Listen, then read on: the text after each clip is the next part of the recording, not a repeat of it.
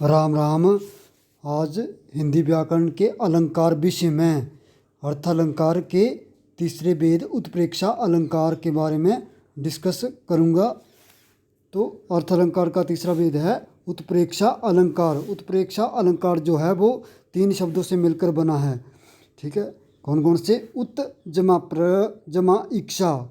और इनका अर्थ क्या होता है? ऊंचा देखना जा, उड़ान लेना। अच्छा, उत्प्रेक्षा का शाब्दिक अर्थ होता है संभावना या कल्पना। उत्प्रेक्षा का शाब्दिक अर्थ होता है संभावना या कल्पना। इसकी परिभाषा होगी, यहाँ रूप गुण आदि की समानता के कारण उपमेय में उपमान की संभावना या कल्पना की जाए तथा उसे व्यक्त करने के लिए मानो, मनो, ज्यों आदि का प्रयोग किया जाता है, वहाँ उत्प्रेक्षा अलंकार होता है। तो यहाँ क्या होता है?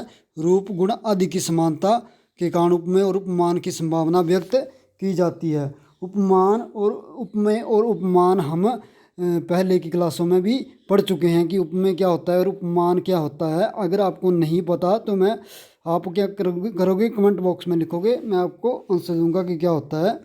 उसके बाद है, जैसे इसका एक उदाहरण है, सोहत ओढ़े पीतपट श्याम चलोने गात मनो नीलमणि सैल पर आतप पर्यो प्रभात। तो इसका मतलब क्या हुआ? अपने श्यामल शरीर पर पीतांबर मतलब पीले अंबर धारण किए हुए श्री कृष्ण ऐसे लगते हैं मानो किसी नीलम की शिला पर प्रातःकाल की पीली धूप पड़ रही हो।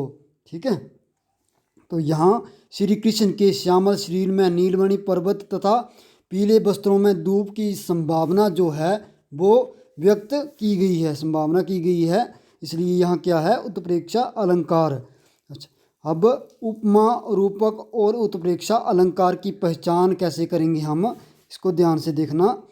उपमा और उपमेय और उपमान की तुलना होती है। उपमा में उपमेय और उपमान की तुलना होती है। और रूपक में क्या होता है? रूपक में दोनों का भेद प्राय मिट जाता है। और उत्प्रेक्षा में वह भेद कम हो जाता है। उदाहरण के लिए इसका एक और एग्जाम्पल है, कहती हुई यों उत्तरा के नेत्र जल से भर गए, हिम के कणों से पूर्ण मानो हो गए पंकज नए। तो यहाँ क्या है? यहाँ पर उत्तरा के नेत्रों में नव कमलों की कल्पना की गई है। उत्तरा के नेत्रों में नव कमलों की कल्पना की गई है। ये संभावना निश्चित नहीं है, इसलिए मानव शब्द का प्रयोग किया गया है। यहाँ पर नेत्र जो हैं वो उपमेय हैं तथा कमल जो हैं उपमान। कमल या पंकज जो है वो उपमान है। दोनों में भेद होते हुए भी अभेद की संभावना मानी गई है। तो इसलिए यहाँ क्या है? उत्प्रेक्षा अलंकार।